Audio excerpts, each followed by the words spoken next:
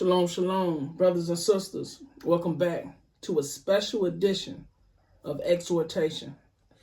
I would call it Wednesday night exhortation, but it's actually Thanksgiving night exhortation, right? And the lesson is entitled The Origins of Thanksgiving Dinner and Soul Food. Okay? The origins of Thanksgiving dinner and soul food. Because your teachers, your high school teachers, your grade school teachers, your college professors and things, they would tell you like this was a time where everything was all love. It was about your neighbor and about your brothers and a nice, happy Thanksgiving dinner and the getting along of the so-called Native Indians or Native Americans, and everything was all good. They came over here, they settled over here, the so-called colonizers came and settled over here, and everything was all a kumbaya, and that wasn't the case. All right, as you go into the real history, the real origins of this Thanksgiving dinner, this meal, and what it represents, this holiday is wicked as hell. Okay, so that's what we bringing out. We're gonna bring out the Pequot tribe massacre and what happened to that tribe. We're gonna talk about the Wampanoag, okay, Indians, and everything that happened. We're gonna bring out some of these things historically of what happened. How they found a white man, because that's what he was, right? In a boat. They found them dead in a boat, and they blamed it on the Pequot Indian tribes. Okay. They blamed it on the indigenous people of this land like they blame everything. Okay, something happens. History tell us they can cry rape, they can cry murder, and they can point the finger at our brothers and sisters, and they got a record in the history for starting massacres behind lies. All right, we're gonna bring that out tonight. Okay, so the origins of Thanksgiving dinner and soul food. You got brothers out here, sisters out here eating this dinner and soul food, where it originated from. Okay, so these are some of the things we're going to bring out tonight, right? It's going to be a little lengthy, so I am going to have to break it down like I always do in 2 lessons. So whatever I don't bring out tonight, we will cover on the Sabbath, on our Sabbath day lesson. All right, so I'm going to open up with the definition of exhortation. All right, exhortation, an address or communication emphatically urging someone to do something. So we urging our brothers and sisters to come up out of these wicked traditions. All right, come back to these laws, statutes, and commandments of the Most High God. That's what we urging you brothers and sisters to do. We also gonna be bringing out how our Northern Kingdom brothers got here. How did they become indigenous of this land? All right, because some would think, oh, the 10 tribes or the Northern Kingdom tribes are not Israelites. We're gonna get into some of that history today as well. Okay, so let's grab that first. Give me 2nd Ezra 13. 2nd Ezra 13. And we're going to start at verse 40. All right. The book of 2nd Ezra, chapter 13, verse 40. Hold on. Yeah, go ahead.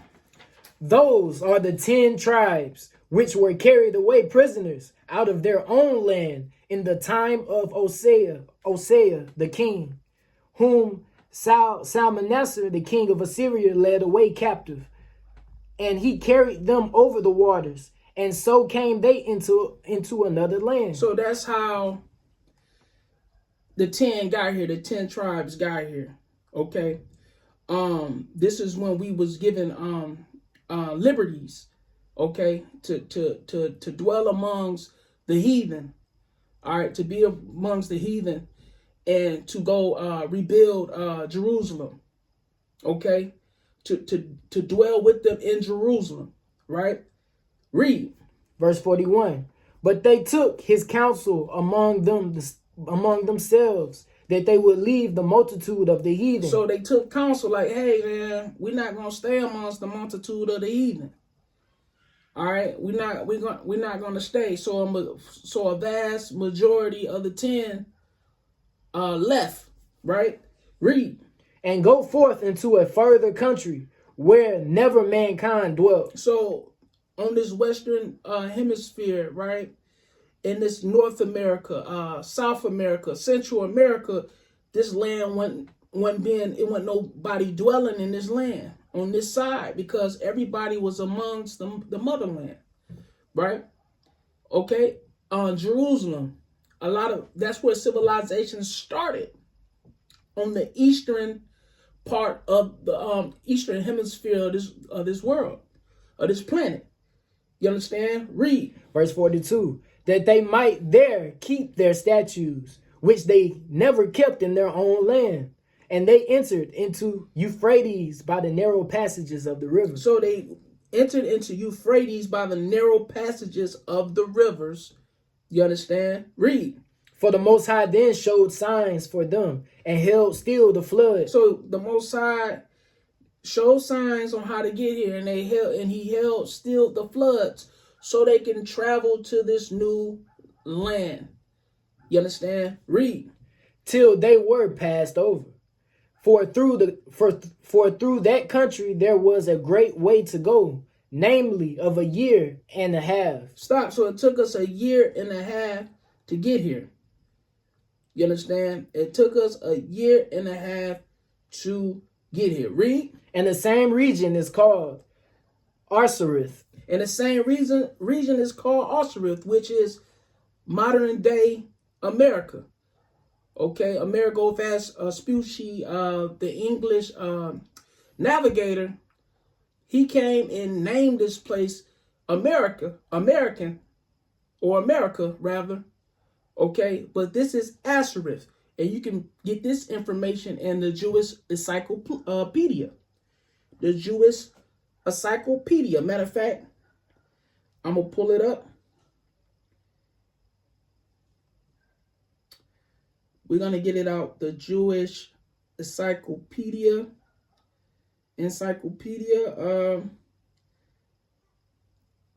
Arsareth, the name of the land beyond the great river, far away from the inhabitation of man, in which the 10 tribes of Israel will dwell, observing the laws of Moses until the time of the restoration, according to 2nd Ezra 13. That's what we read.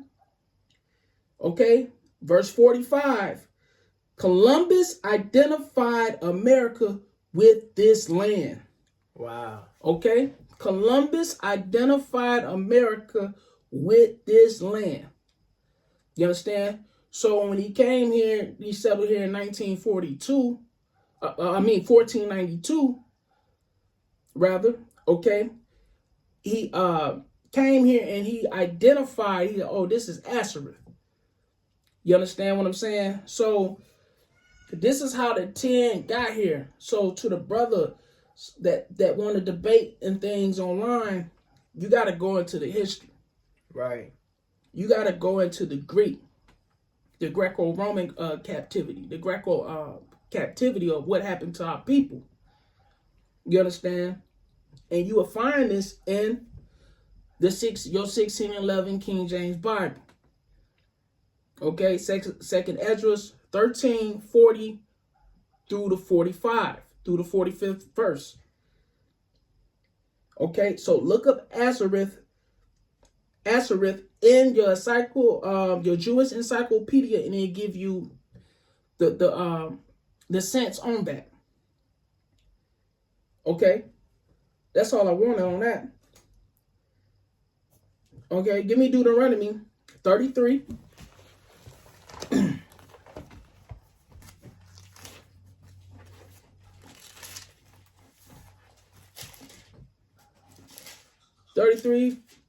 Verse 13.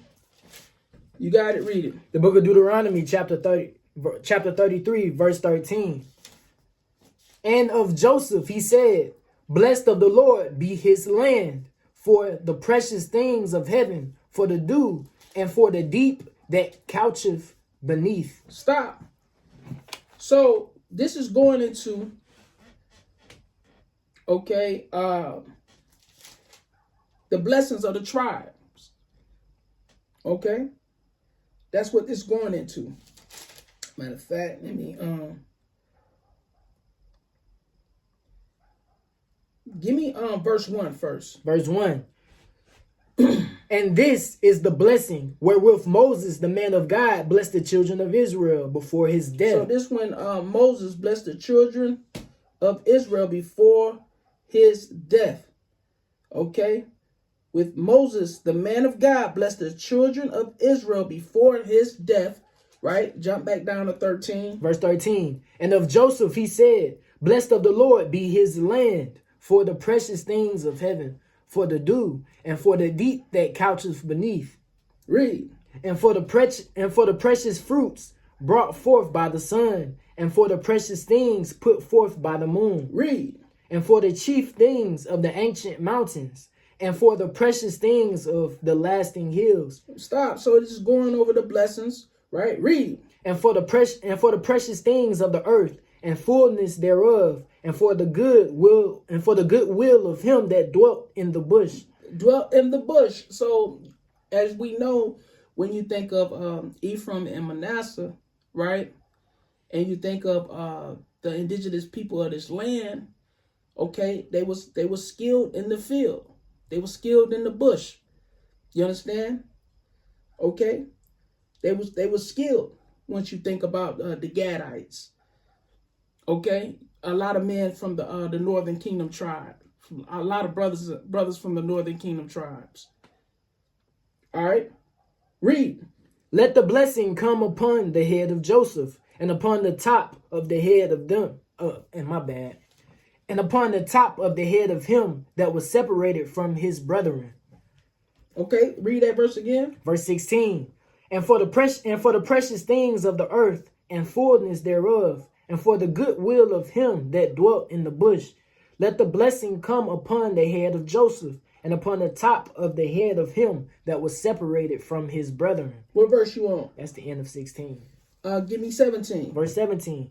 His glory is like the firstling of his bullock, and his horns are like the horns of unicorns. Horns of rhinos. That's basically a modern day unicorns, which symbolizes strength, right? Read. With them he shall push the people together to the ends of the earth. He's going to push the people together to the ends of this earth. So this goes to show you that our people, even the Northern Kingdom, right, was pushed to the ends of this earth. We are scattered to the four quarters of this earth. The Israelites in a whole was scattered to this four quarters of this earth. Okay, read. And they are the 10,000s of Ephraim, and they are the thousands of Manasseh. So it's 10,000s and thousands of Ephraim and Manasseh. Okay? Ephraim and Manasseh, the so-called Puerto Ricans, which are the Ephraimites, and the Manasseh, right, which are the Cubans. You understand?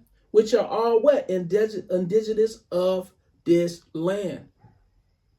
Okay? When you're talking about America, South America, Central America. You understand?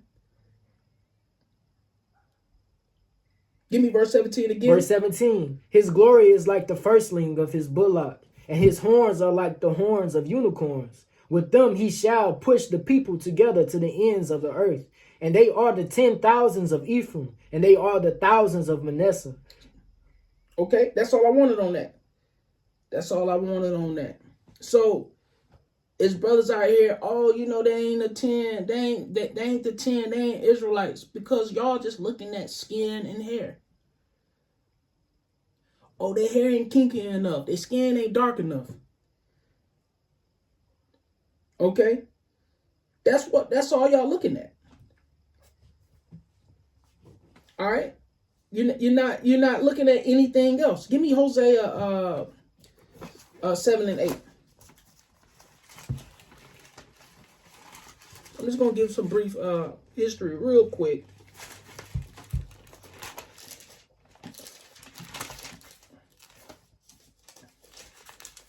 All right, you said Hosea chapter 7 verse 8. All right, the book of Hosea chapter 7 verse 8. Ephraim, he have mixed himself among the people. Ephraim, he have mixed himself among the people. Okay, we all know that the pedigree, according to Numbers 118, is by the man. It comes through the man. That's how we determine the houses of our fathers, right? Read that verse again. Ephraim, he have mixed himself among the people. He have mixed himself among the people. It didn't say she, he. So we know that if he did mix himself amongst the people, that is Ephraimites, right? That's Israelites according to the Father. You understand? Read. Ephraim is a cake. Ephraim is a cake not turned. Ephraim is a cake not turned. Okay? Ephraim is a cake not turned. So when you got a cake in the oven and it's cooking, the bottom is going to be burnt and the top going to be light. Or the bottom going to be dark and the top going to be light. The bottom is going to always be darker than the top of the cake. I don't care if you almost burn the cake. The top of it can be dark, but the bottom is going to be darker. So it's just telling you that Ephraim, right, comes in various shades. Northern kingdom come in various shades. Just like Judah, Levi, you understand, Simeon. We still comes in various shades. So you just can't judge it off of skin. Skin is rule of thumb. Okay, hair texture is rule of thumb, but it's a little, you gotta sometimes dig a little bit deeper and go with who fit in the curses. We're gonna get into that. And who the spirit bear witness that you are. You know what I'm saying? What's that? Romans 8 and 16. Romans 8:16. Then you got the curses of Deuteronomy 28:15 on down. Which, word for word, it fit us. But word for word, it fit them. You know, we like to skip when we going through Deuteronomy 28:15 through 68. But when you're dealing with the Northern Kingdom, you don't have to do too much skipping. You can read it all the way down. You understand? So we got to get out of that mind frame. Matter of fact, give me Romans 8:16.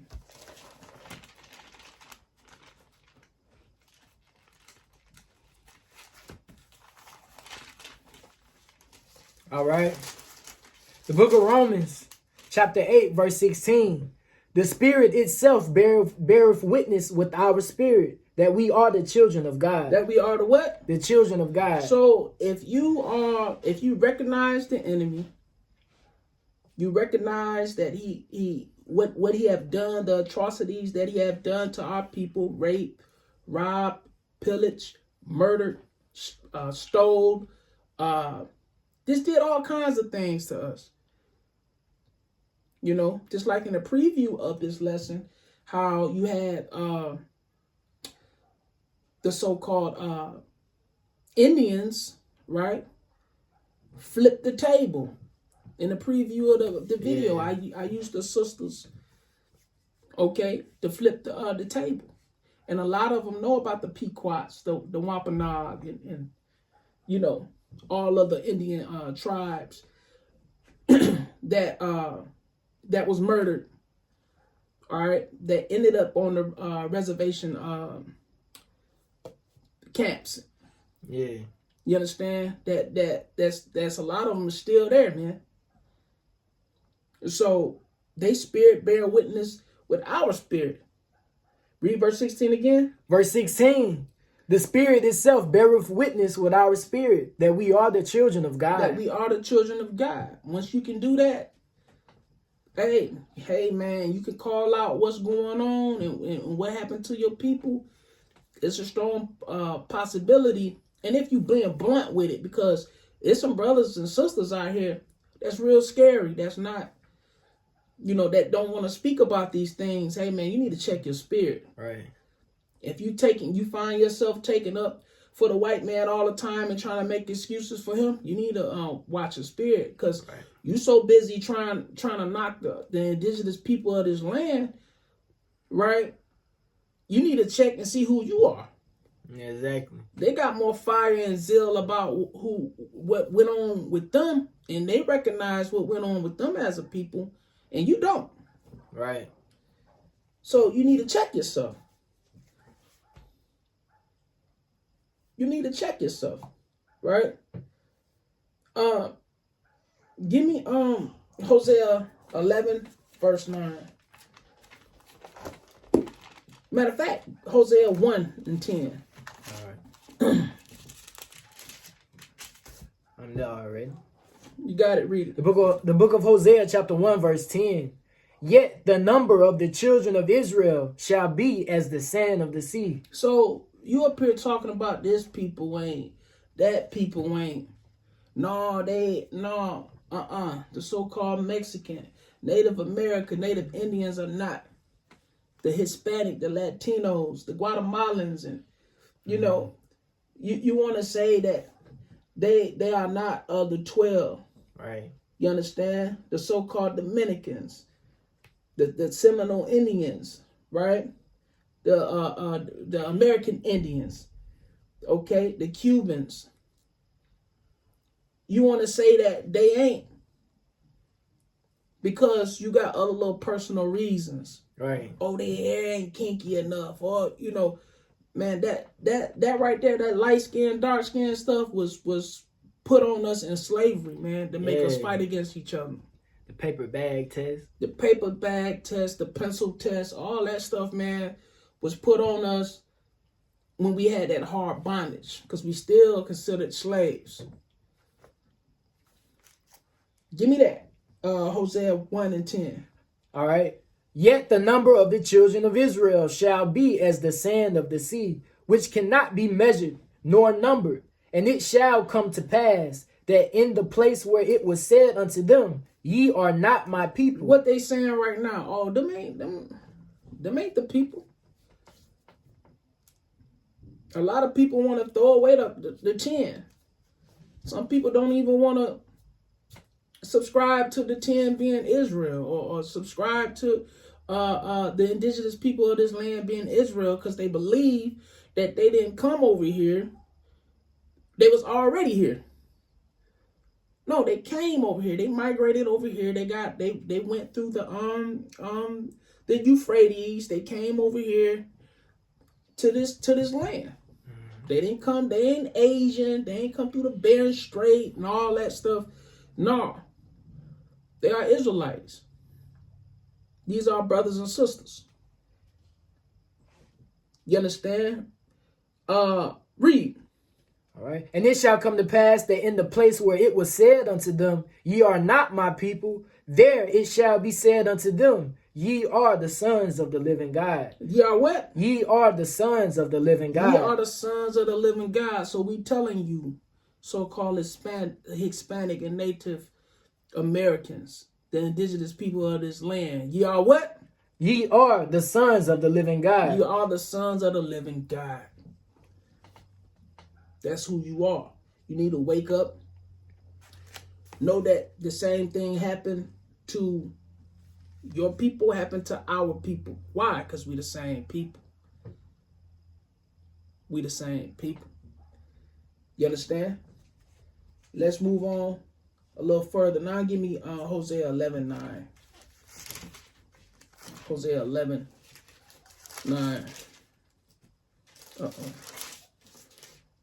You got it. Read it. The book of Hosea, chapter 11, verse 9. I will not execute the fierceness of mine anger. I will not return to destroy Ephraim, for I am God and not man, the Holy One in the midst of thee, and I will not enter into the city. So the Most High is not going to destroy Ephraim. I will not return to destroy Ephraim, for I am God and not man, the Holy One in the midst of thee. Read. In the midst of thee, and I will not enter into the city. Read.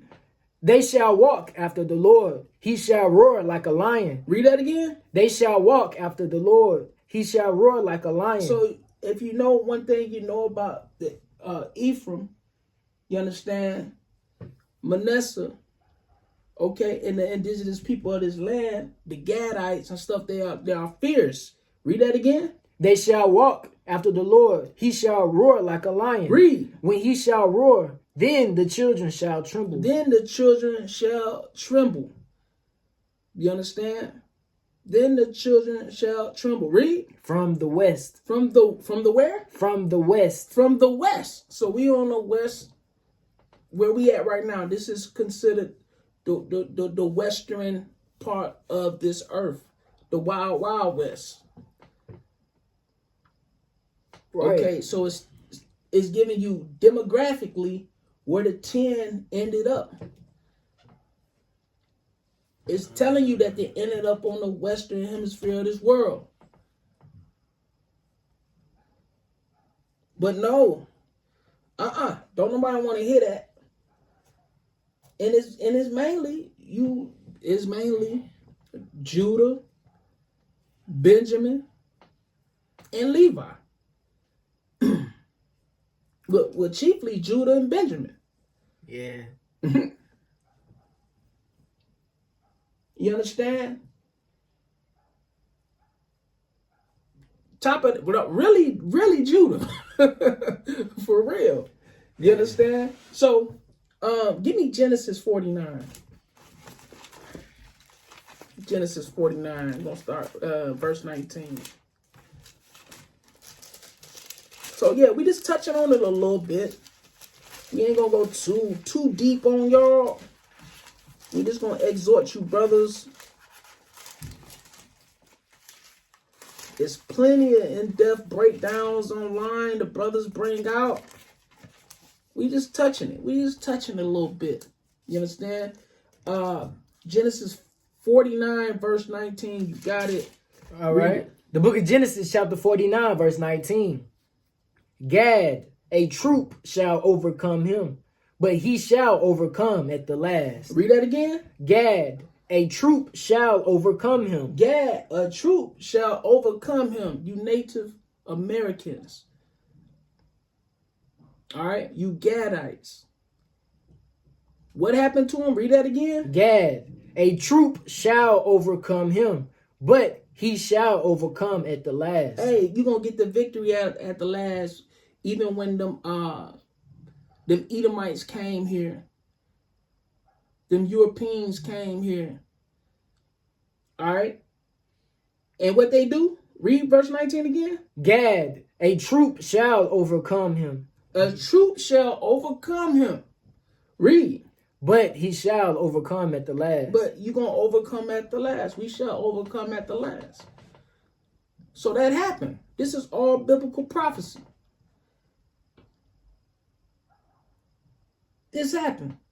But no, brothers don't want to accept that. Yes, these indigenous people of this land, you so-called Hispanic and Native Indians, all right, leave Ephraim, Manasseh, Zebulun, Issachar, Simeon, Asher, all you brothers and sisters on this part of the world, North America, South America, Central America, are the children of Israel. if you are a descendant of Jacob. Because it's still going to go, still. I'm not saying that ain't no so-called $5 Indians out here. You understand? That's claiming, because it's plenty of them. Plenty of them. But your spirit bear witness. Okay? Your people fit these curses of Deuteronomy 28. It's a strong possibility that you are the children of Israel. You understand? So, the origins of Thanksgiving dinner and soul food. The origins of Thanksgiving dinner and soul food. I want to read something real quick.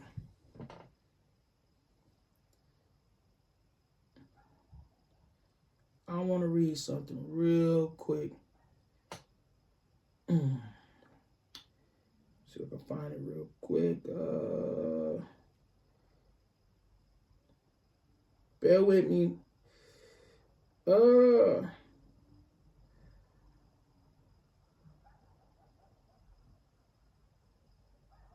Okay, here's an article I pulled up on soul food. Okay, this is in the Wikipedia. Because I keep stressing that soul food is slave food. It's slave food. And it's documented. It's slave food. So I'm going to read this. Soul food is an ethnic cuisine traditionally prepared and eaten by African Americans. African Americans, right? You so-called African Americans, Judah, the tribe of Judah. You understand? Originating in the southern United States, so it comes from down south, right? The cuisine originated with the foods that were given to enslaved black people. To enslave black people. This goes to show you that this was not a part of our original diet. Okay? The cuisine originated with the foods that were given to enslaved black people by their white owners of southern plantations during the antebellum period. However, it was strongly influenced by the traditional practices of West Africans and Native Americans. West Africans, how we get here, transatlantic slave trade, right? Through the west coast of Africa. And this is proven that we are the Israelites. All right? However, it was strongly influenced by the traditional practices of West Africans and Native Americans. Basically, Southern Kingdom, Northern Kingdom. Okay? And Native Americans from its inception. Due to the historical presence of African Americans in the region, soul food is closely associated with the cuisine of the American South. Although today it has become an easily identifiable and celebrated aspect of mainstream American food culture. Okay? So they got here fried chicken, macaroni and cheese, collard greens, fried okra, cornbread. So, which is all clean unless they ain't put no pork in the vegetables. Excuse me. But I found articles where this is documented that they do these things. Okay? They just got some examples on here. The expression soul food originated in the mid-1960s when soul was a common word used to describe African American culture. So you had them soul brothers. Oh, soul brothers, hey, soul brothers or whatever. Okay, but the origins of what I read, it was used to enslave black people. Okay? The term soul food became popular in the 1960s and 1970s in the midst of the Black Power movement.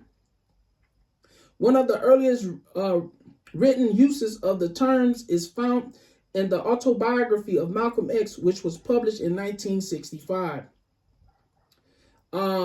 Leroy Jones, Amari Baraka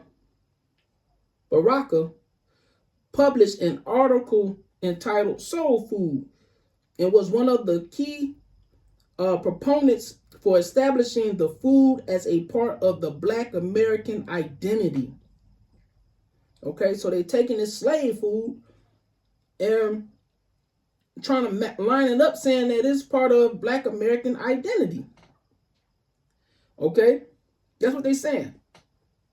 Those who had participated in the Great Migration found within soul food a reminder. Man, this is sad, man. That somebody will write this. Found within soul food a reminder of the home and family they had left behind after moving to unfamiliar northern cities. Soul food restaurants were black-owned businesses that served as neighborhood meeting places where people socialized and ate together. The origins of recipes considered soul food can be traced back to before slavery. Okay? So, now you got to take this, with a grain of salt or whatever, because our people didn't eat the ham hocks. Our people didn't eat the hog maws, the pigtails, the ears, and all the other parts of the unclean parts of this animal. Okay? They didn't eat the catfish.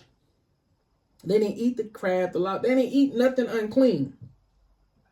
That's why earlier up in the article, it was said that it was used to enslave black people, meaning that we was refusing a lot of this food because we knew that it was not a part of our diet according to the law in Leviticus 11 chapter.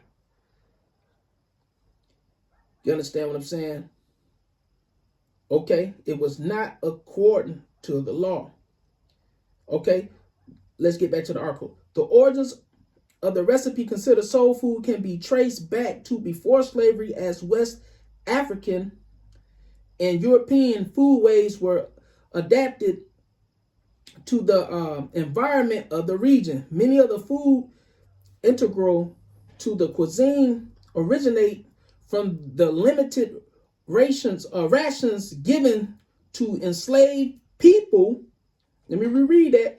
Many of the foods integral to the cuisine originate from the limited rations. So we had limited rations.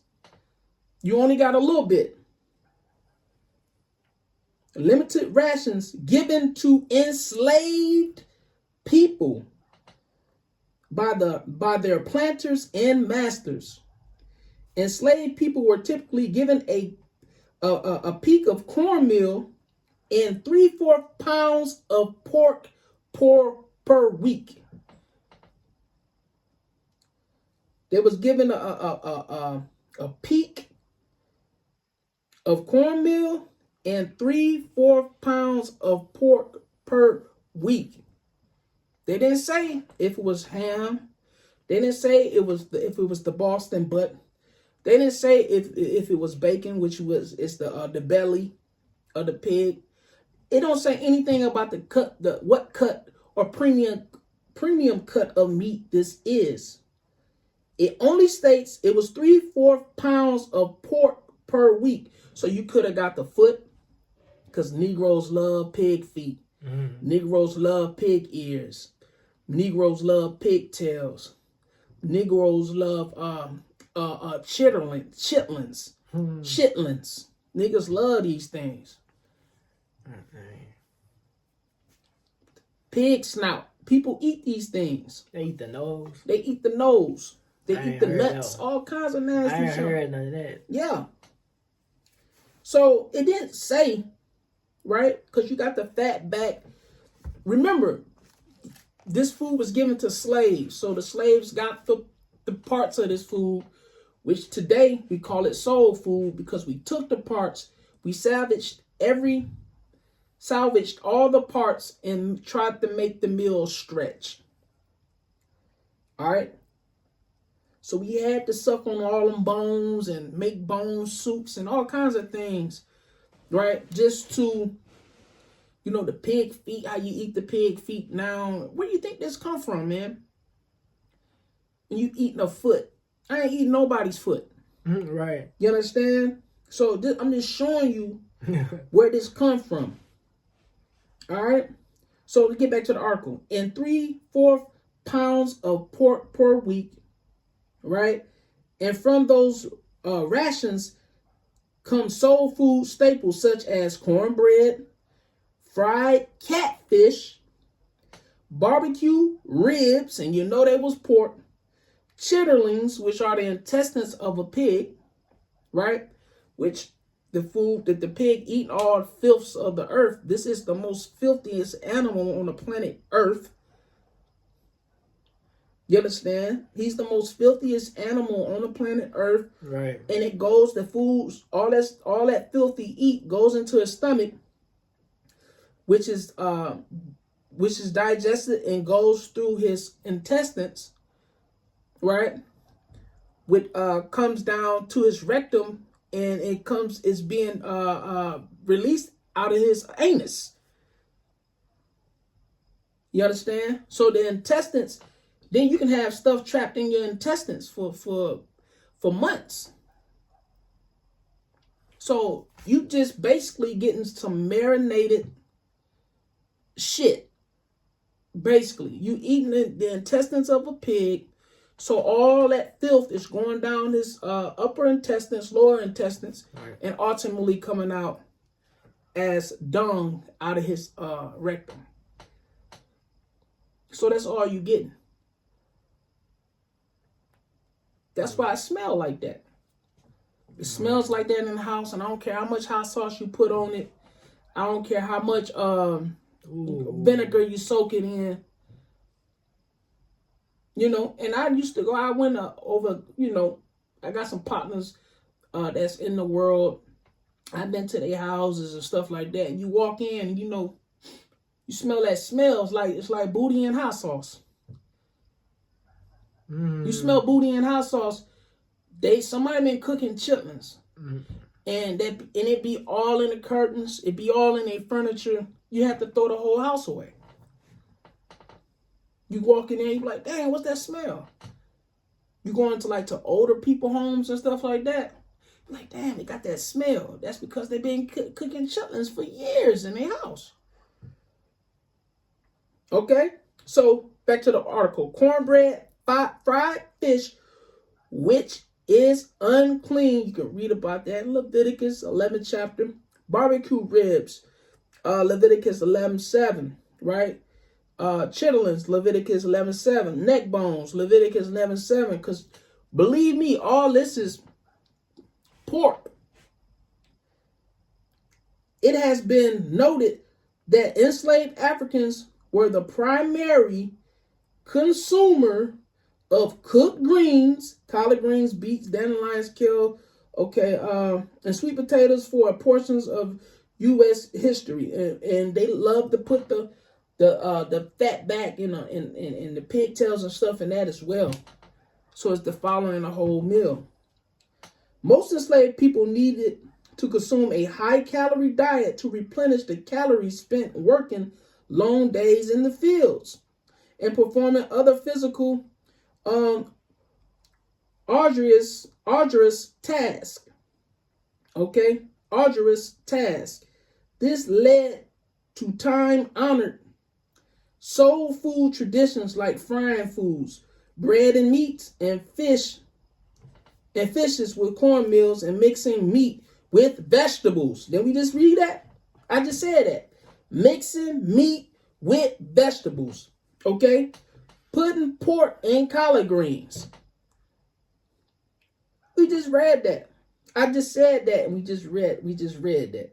So they put the pork in the collard greens. Okay? Eventually, this slave invented style of cooking. What is this lesson called? The origins of Thanksgiving dinner in soul food. Okay? The origins of Thanksgiving dinner and soul food. Oh, why would he call it that? Why? This is why we call it that. You want to know where this came from? Yeah. Okay? And mixing meat with vegetables, putting pork in collard greens. Eventually, this slave invented style of cooking was adopted into larger southern cultures as slave owners gave special privileges to slaves with cooking skills. So if you can cook, you know what I'm saying, Big Mama, they had you in the house. You would have been you'd have been the house nigga. Okay,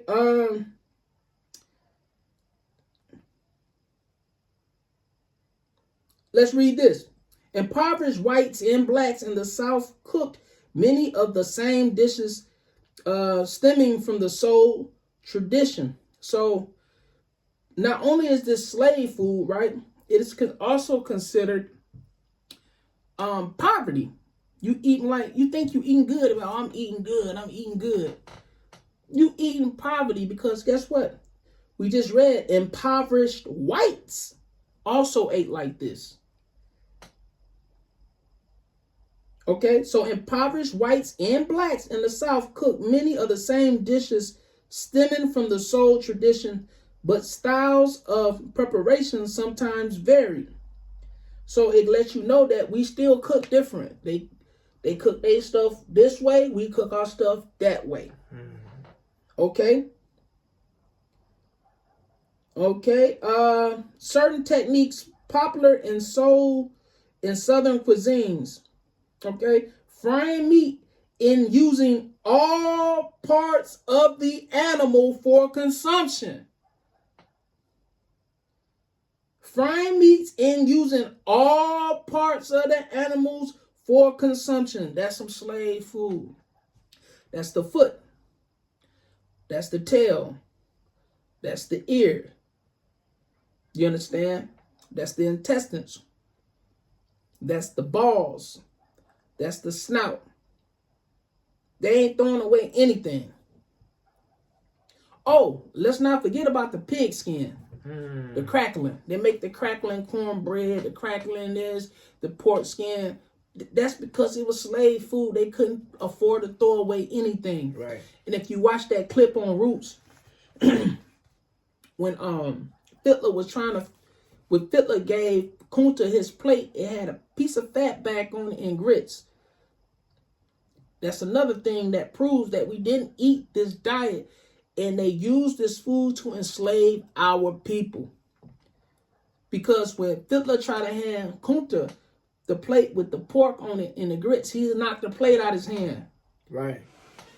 And then he was like, "Oh, you don't eat pork, huh?" So Kunta knocked the plate out of his hands and was licking the grits, getting the grits up off the ground. He'd rather eat dirty grits than to eat a dirty piece of pork. Go watch that clip. It's all over YouTube. It's called Grits Dummy.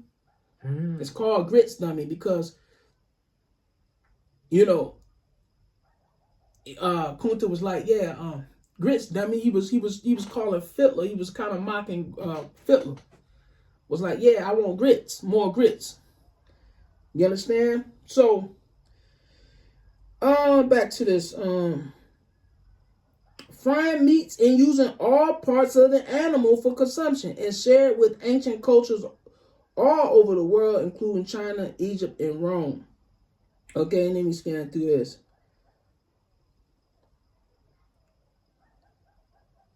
So this goes to show you right here. Okay, the origins of Thanksgiving dinner and soul food. It's slave food, like I said in my introduction, in the preview. You eating like a slave. You eating like a slave. Straight up. Straight up. All right. Let me see if there's anything else I want to bring out on some articles. And we're going to get more into this about the Wampanoag and the Pequot Indians and what happened, how they did this massacre. The massacre of 1637 because of what happened prior to the white man that they found dead in a boat, and they wanted to blame. They always blaming us for something. So a lot of people burned up behind this. A lot of people burnt up behind this so-called holiday called Thanksgiving. This was a massacre. And then they sat down and they ate. Matter of fact, they was doing it more.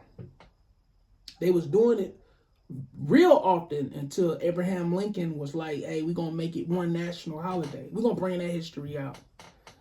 Because they was doing it a lot. Every time they got a victory, they would have a Thanksgiving. Every time they killed somebody, they eat. And the way they did the Pequot Indians and the Wampanoag, and you know how they burnt the Pequots up and led them to the fire, burnt them up, and they said the ones that came out of it, they caught and they chopped up, and it was just ridiculous, man. They caught them and they chopped them up, man. Okay? We're going to get into that history as well. Yeah, that's Esau for you. All right? We're going to get into that history as well. Give me Deuteronomy 28:15. Let me get some of these.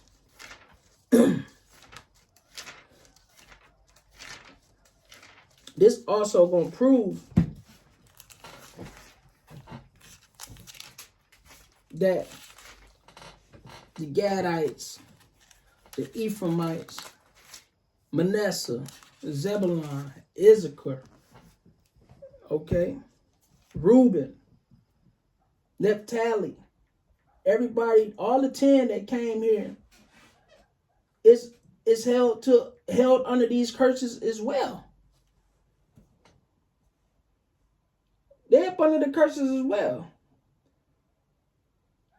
Mm-hmm. You understand? But dog, they ain't. Oh, look at their hair, look at their skin. You looking at hair and skin. You're not the darkest. You're not jet black yourself. So you need to be worrying about how your spirit, okay, how your spirit is, how it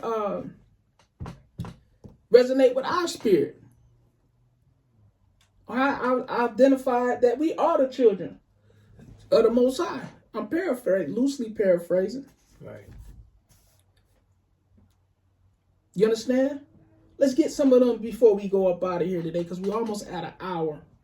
So, give me Deuteronomy 28:15. The book of Deuteronomy, chapter 28, verse 15. But it shall come to pass, if thou wilt not hearken unto the voice of the Lord thy God, to observe to do all his commandments and his statutes, which I command thee this day, that all these curses shall come upon thee and overtake thee. So all these curses came upon us and overtook us. That's why we here, and that's why we going through what we going through. Right? 16. Verse 16. Cursed shalt thou be in the city, and cursed shalt thou be in the field. Read. Cursed shall be thy basket and thy store. Cursed shall be the fruit of thy body and the fruit of thy land, the increase of thy kind and the flocks of thy sheep. So yeah, we are cursed. The so-called Native Americans, the indigenous people of this land, okay, was cursed in the field, cursed in the basket. All right, the fruit of thy land, the flocks, the sheep, they was cursed, right? Read. Verse 19. Cursed shalt thou be when thou goest in, and cursed shalt thou be when thou goest out. That happened to them and happened to us. Right? Read. The Lord shall send upon thee cursing, vexation, and rebuke in all that thou settest thy hand unto for to do, until thou be destroyed, and until thou perish quickly. That happened to them. That happened to us. Read. Because of the wickedness of thy doings, whereby thou hast forsaken me. Because we didn't want to listen to the Most High once Moses was leading us to the promised land. We didn't want to listen. We wanted to do what we wanted to do. All right, we wanted to put up false idols and worship golden calves, and we wanted to eat the Egyptian. We was missing the food when the Most High was raining down angel food, and we was eating quail. We was missing that diet. You understand? We wanted basically a Thanksgiving dinner. You understand? Read. The Lord shall make the pestilence cleave unto thee, until he have consumed thee from off the land, whither thou goest to possess it. Stop. The pestilence. What happened? They came over here. These Edomites came over here and brought smallpox and wiped out the Wampanoag like that. Yeah. They wiped out like 2/3 of them. Right. You understand? Read. The Lord shall smite thee with a consumption, and with a fever, and with an inflammation, and with an extreme burning, and with the sword, and with blasting, and with mildew, and they shall pursue thee until thou perish. Hey, all that happened to them and us, right? Read. Verse 23, and thy heaven that is over thy head shall... Stop. Skip to 25. 25. The Lord shall cause thee to be smitten before thine enemies. Thou shalt go out one way against them, and flee 7 ways before them. So when our indigenous brothers try to fight, the Indians try to fight, right? Okay, the Gadax try to fight. The Northern Kingdom, Zebulon, Ephraim, because the names that they got now ain't the names. Those are those bywords they put on themselves, because they also too lost their heritage. Oh, why they call themselves this and why they call themselves that? Why they ain't calling us the name? The same reason why we don't call ourselves Judah or Israel or Benjamin or Levi. You know, they lost their heritage as well, right? Read. All right. And the Lord shall cause thee to be smitten before thine enemies. Thou shalt go out one way against them, and flee 7 ways before them, and shalt be removed into all the kingdoms of the earth. That's what happened. They tried to war. They tribes tried to war. The Native Americans tried to war. The Native Indians tried to war with the Europeans that came over here, and bringing a bow and arrow to a gunfight. They had them guns. Esau was blessed with war, weapons of war. That's a no-win situation, right? Read. Verse 26. And thy carcass shall be meat unto all fowls of the air. Stop. They also was digging up the Europeans that came over here, them Edomites, them devils that came over here. They was also digging up the graves of our ancestors, and they was doing so bad. They was starving so bad, and they was digging up bodies and eating them. They was robbing them, the bodies, and taking things out of their graves. We're gonna get some of that history. You talking about savages? They didn't bathe or nothing, man. All right, our forefathers taught them how to bathe when they got here, and how to fish, and you know how to navigate this land. Right. Read. All right. And thy carcass shall be meat unto all the fowls of the air, and unto the beasts of the earth, and no man shall fray them away. All right, you want me to keep reading? Read. Verse 27. The Lord will smite thee with the botch of Egypt, and with the emerods, and with the scab, and with the itch, whereof thou canst not be healed. Hey, all that happened. Right? That's going into more of that pestilence, them diseases. Read. Verse 28. The Lord shall smite thee with madness, and blindness, and astonishment of heart, and thou shalt grope at noonday, as the blind gropeth in darkness. And thou shalt not prosper in thy ways, and thou shalt be only oppressed and spoiled evermore. That happened to them and us. Read. And no man shall save thee. Read. Thou shalt betroth a wife, and another man shall lie with her. They raped, robbed, stole, pillaged, hung, beat, that it scalped. That happened to them. And it happened, a lot of those things happened to us. Read. Thou shalt build an house, and thou shalt not dwell therein. That happened to them and us. Read. Thou shalt plant a vineyard, and shalt not gather the grapes thereof. They was enslaved. That happened to them and us. Read. Verse 31. Thine ox shall be slain before thine eyes, and thou shalt not eat thereof. Thine ass shall be violently taken away from before thy face. And stop. So you see piles of what? Piles of bison. Yeah, millions. Okay. You see, just go pull it up. Right. Okay. They was also using a buffalo as a farm to pull to they was like mules. You understand? So this is what happened to them. And y'all saying that these ain't our people? Go pull it up. Look it up. Look how these Edomites, these white devils, were standing on mounds and mounds of bison and buffalo.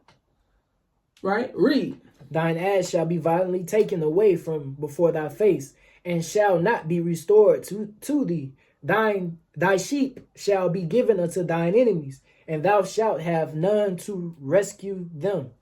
That's what happened. That happened to them. Read. That happened to us too. Read. Thy sons and thy daughters shall be given unto another people. That happened. That happened. They came here. If you go read the story about Squanto, you understand. A lot of because some would say, well, dang, what happened? They weren't shipped on boats. Yes, they was, because when the settlers came here, right? The murderers came here. They enslaved a lot of our people and sent them back to Europe. Okay, that's how a lot of them learned English. A lot of them learned that time. And Squanto came back here and they used Squanto as a translator. Yeah, Squanto. Okay, so yeah. Right? Read. All right. Thy sons and thy daughters shall be given unto another people, and thine eyes shall look and fail with longing for them all the day long. And there shall be no might in thine hand. No might in thine hands. Read. The fruit of thy land and all thy labors shall a nation which thou knowest not eat up, and thou shalt be only oppressed and crushed always. Ain't that what happened? That happened to them and to us, right? Read. So that thou shalt be mad for the sight of thine eyes, which thou shalt see. What verse you on? That's the end of 34. Okay, read. Verse 35. The Lord shall smite thee in the knees and in the legs with a sore botch that cannot be healed, from the sole of thy foot unto the top of thy head. The Lord shall bring thee and thy king, which thou shalt set over thee, unto a nation which neither thou nor thy fathers have known. Ain't that what happened? Mm-hmm. And thou shalt become an astonishment. What verse you on? That's in the middle of 36. Okay. The Lord shall bring thee and thy king, which thou shalt set over thee, unto a nation which neither thou nor thy father have known. Mm-hmm. Okay. And there shalt thou serve other gods, wood and stone. We came over here and they when these white folks came over here, they brought, the Puritans came over here and they brought Christianity. You understand what I'm saying? Read. They brought that cross. They beat that cross and they beat this religion into us. Mm-hmm. You understand? Read. Verse 37. And thou shalt become an astonishment, a proverb and a byword. A proverb and a byword. Right. Okay, spicks. Nigga, spicks. What is that? Indian. Right. Cherokee.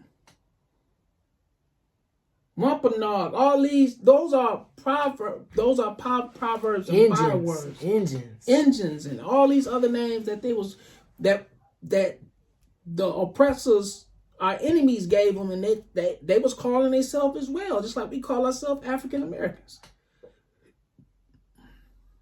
Seminoles, and all that. No, we are the children of Israel. You understand? Read.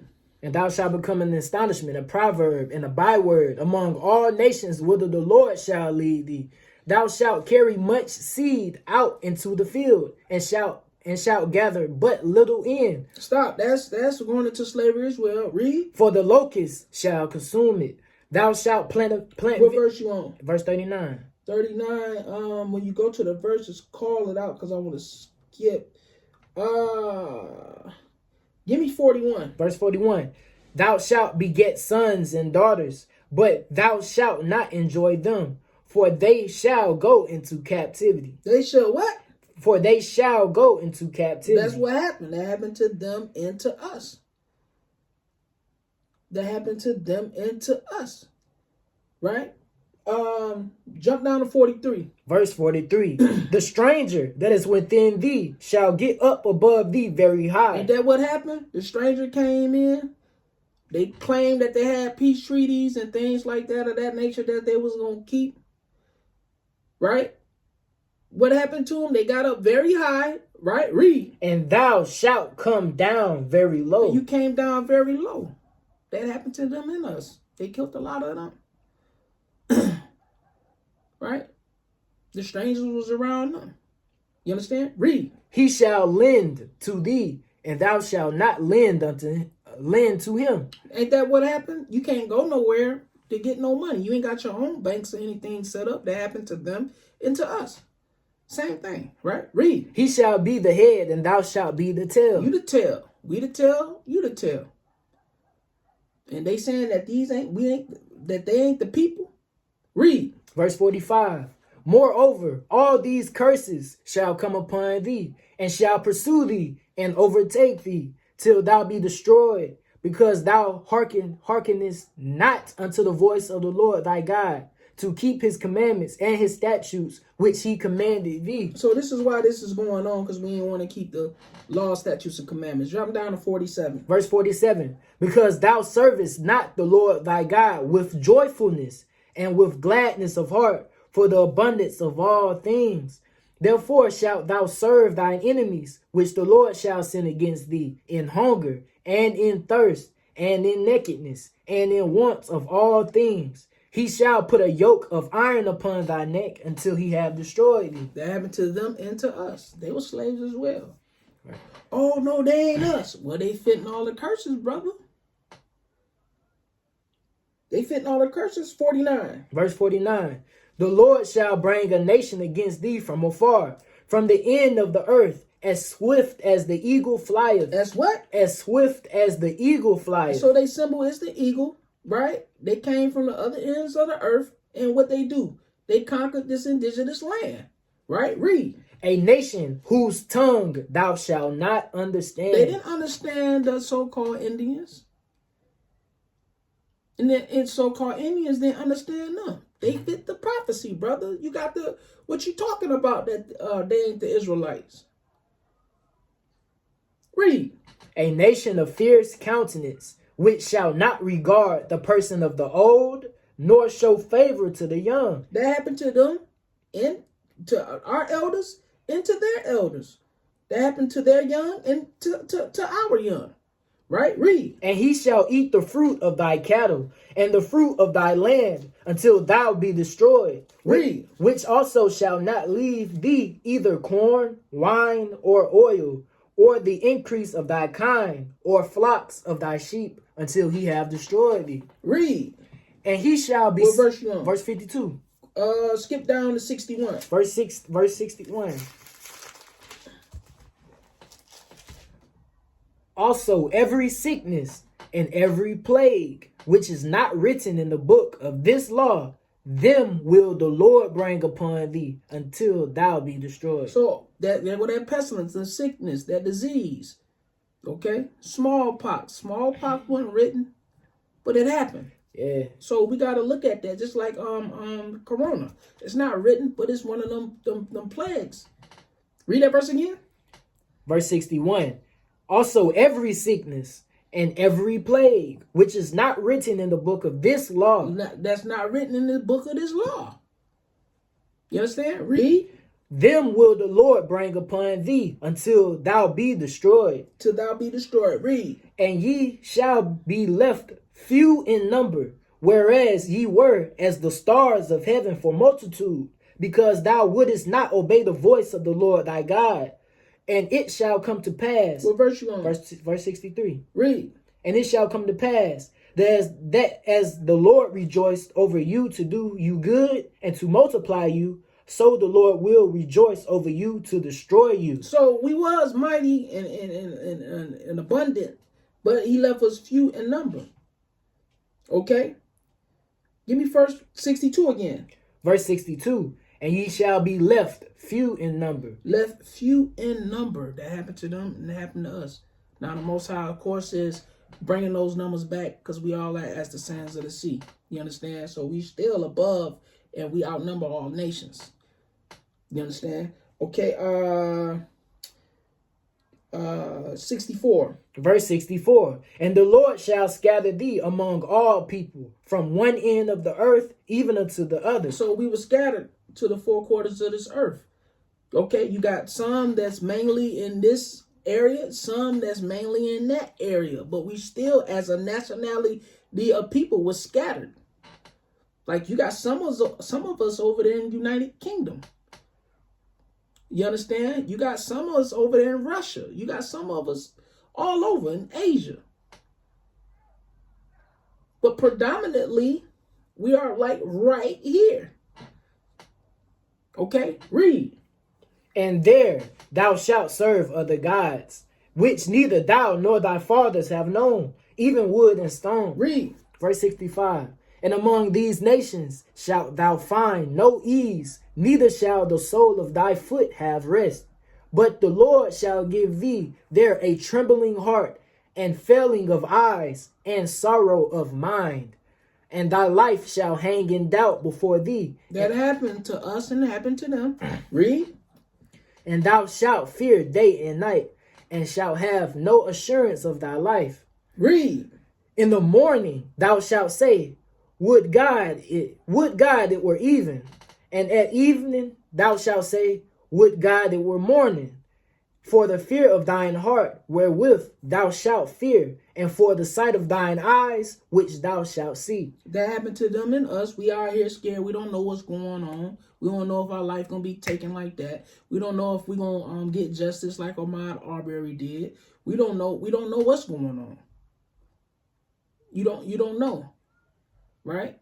Because it's not this land ain't we in our captivity. This land is not for us. Read. Verse 68. And the Lord shall bring thee into Egypt again with ships, by the way whereof I spake unto thee. Egypt again with ship. Egypt is synonymous for bondage, right? So we came over here on the western hemisphere of Africa. Here, boom. You had the 10 that came from the eastern part of up there by Jerusalem. You understand what I'm saying? They came here. You understand? To this western world. The 10. You read about that over there in 2nd Ezra 13, 40 through 45.